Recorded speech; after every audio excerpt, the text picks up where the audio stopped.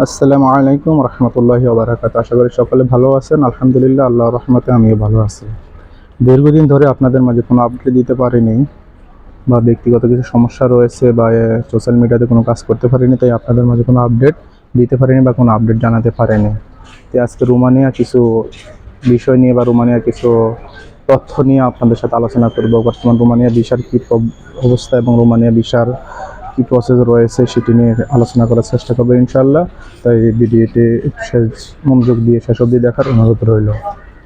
আসলে বর্তমানে Romania visa সম্পর্কে বলতে গেলে, রোমানিয়া সেনজেন হওয়ার পর থেকে ভিসা পাওয়াটা বাংলাদেশিদের জন্য খুবই কষ্টকর হয়ে গেছে এবং খুবই খুবই প্রবলেম হয়ে গেছে। আর বর্তমানে বাংলাদেশের যে অবস্থা, সেটা অন্তর্বর্তীকালীন সরকারের থাকা অবস্থা পর্যন্ত কোনো দেশেরই ভিসার রেশিওটা ততটা ভালো না। যখন বাংলাদেশ গভর্নমেন্ট স্থায়িত্বভাবে নির্বাচিত হবে, তখন হয়তো বা সব দেশের সাথে আবার সম্পর্ক ভালো হলে আবার ভিসা রেশিওটা বাড়তে পারে বা ভালো হতে পারে।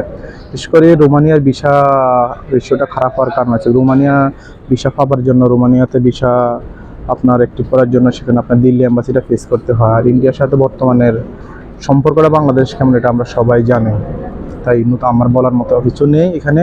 তাই দিল্লিতে বাংলাদেশে এরা যখন দিল্লি এম্বাসিতে ভিসার জন্য ফেস করে, তখন তারা আসলে এরা পূর্ববর্তী আগে তো খুব খারাপ ব্যবহার বাংলাদেশিদের কী নজরে দেখতো সেটা আমরা সকলে জানি।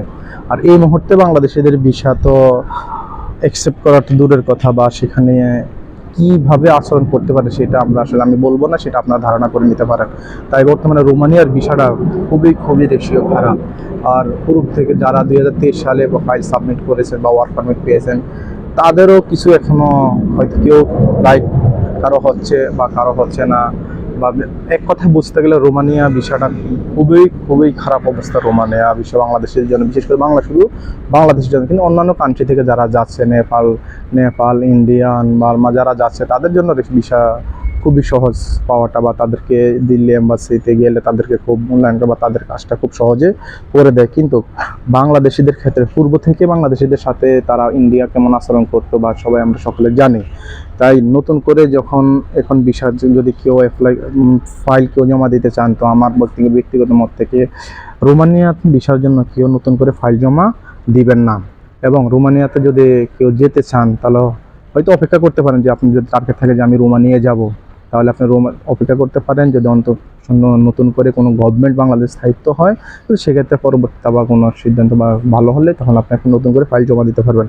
আর যারা ফাইল জমা দিয়েছেন অলরেডি, বা যাদের ফাইল জমা রয়েছে 6 মাস, 1 বছর বা 1.5 বছর ধরে ফাইল জমা দিয়ে রয়েছে, বা টাকা রয়েছে কিন্তু ওয়ার্ক পারমিট এখনও পাননি, আমি তাদেরকে উদ্দেশ্যে বলবো যে আপনারা যদি পারেন এম্বাসি থেকে যাদের মাধ্যমে আপনার ফাইল জমা দিয়েছেন, তাদের কাছ থেকে আপনার ফাইলটা তুলে নেওয়ার জন্য, এবং সেই টাকাগুলো যদি সম্ভব হয় তুলে নিতে হয়। কারণ রোমানিয়া ভিসা আসা বসে থেকে কোনো আর লাভ নেই। তার চেয়ে বর্তমানে আপনার আশেপাশে যে দেশগুলো রয়েছে, যেখানে এখানে বর্তমানে সার্বিয়ার ভিসা মোটামুটি ভালো, আপনি সার্বিয়াতে যেতে পারেন।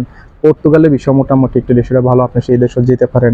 উজবেকিস্তান রয়েছে, সেখানেও যেতে পারেন। আর উজবেকিস্তানের পাশাপাশি কাজাকিস্তান, তারপরে আরও এমন ছোটোখাটো যে বুলগেরিয়া আপনার সেনজেনভুক্ত হয়ে আছে, পর থেকে ভিসা পাওয়াটা খুব কষ্ট। তাই আপনি ট্রাই করতে পারেন, অন্যান্য দেশগুলোতে ট্রাই করতে পারেন, কিন্তু রোমানিয়াতে বর্তমান ট্রাই না করাটাই বেটার। ঠিক আছে, এটা আমার ব্যক্তিগত মতামত, বা আপনাদের জন্য আমার একটা সাজেশন রয়েছে যে রোমানিয়ার জন্য আপনারা ফাইল জমা দিবেন না, বা রোমানিয়াতে এই মুহূর্তে রোমানিয়ার ভিসা রেশিওটা ততটা ভালো না। পরবর্তীতে যদি কোনো রোমানিয়া সম্পর্কে ভালো কোনো আপডেট বা ভালো কোনো নিউজ থাকে, সেটা আপনাদের মাঝে তুলে ধরার চেষ্টা করবো ইনশাআল্লাহ।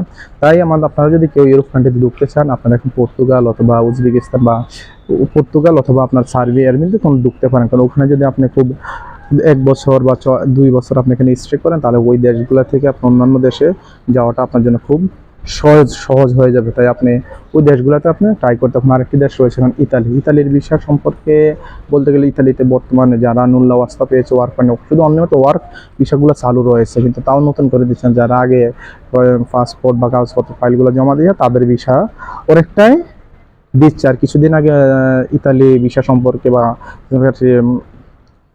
আলোচনা সমালোচনা বা একটি যেটা বলে একটা আন্দোলন, বা যারা বলে তারা এটা করেছে, তো সেখানে তাদের কিছু আশ্বাস দিয়েছে যে আপনারা যারা পাসপোর্ট জমা দিয়েছে বা তারা যাদের বিষয়ে, তাদেরকে খুব শীঘ্রই সেটা একটা প্রসেসে আনার জন্য একটা আশ্বাস দিয়েছে। তাই ইতালি বর্তমানে নতুন করেও ইতালিতেও ফাইল জমা না দেওয়ার জন্য আমার ব্যক্তিগত মতামত রয়েছে আপনাদের প্রতি বা সাজেস্ট রয়েছে, কিন্তু আপনারা ইতালিতে কোনো নতুন করে ফাইল জমা দিবেন না।